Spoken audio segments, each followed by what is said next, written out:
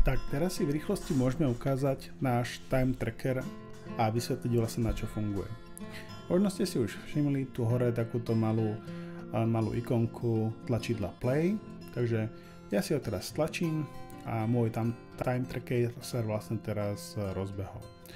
Teraz by som mohol vlastne pracovať, robiť si niečo a tak ďalej a tak ďalej.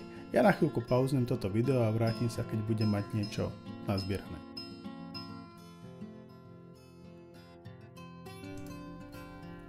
Tak, a som späť, uberiem nám nejaké 3 minútky a môžeme si teraz ešte vlastne povedať, že za tie 3 minúty som niečo spravil, ale teraz tú činnosť potrebujem prerušiť a potrebujem urobiť niečo iné, čo nesúvisí možno s tou činnosťou alebo s prácou, takže ja si to môžem zapauzovať. Teraz dám chvíľku pauzu a za chvíľku sa k vám vrátim.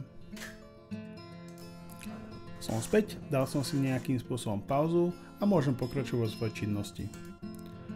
Klikám na tlačidlo play a uvidíme sa za chvíľku.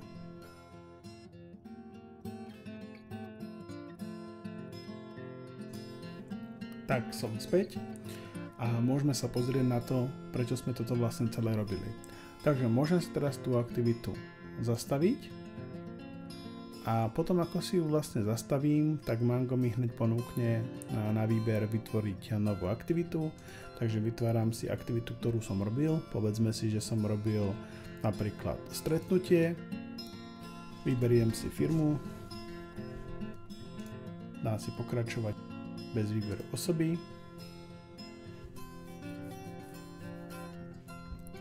Ako vidíme, Mango mi tu vlastne schovalo ten čas, ktorý som to vlastne robil. Vysvetlíme si možno za chvíľku aj prečo a dám si sem nejakú poznámku. Mali sme stretnutie. Tak, pridávam si aktivitu. No a keď sa vlastne pozrieme, akú aktivitu mi to vlastne dneska pridalo, dám si len teda dnešok. Tak tu je vlastne vidieť, že Mango mi vytvoril dve aktivity. Konkrétne aktivity, ktorá jedna trvala 3 minúty, druhá trvala 2 minúty. Takže presne ako som si vlastne zapol time tracker a kedy som si ho vlastne vypol, tak vtedy mi urobil prvú aktivitu pre firmu Mango stretnutie. A druhú aktivitu mi spravilo potom, ako som si vlastne zapol znova po pauze time tracker a urobilo mi druhú aktivitu. Takýmto spôsobom náš time tracker môže zaznamenávať určitú prácu, ktorú si potrebujete vykázať voči vašim zákazníkom.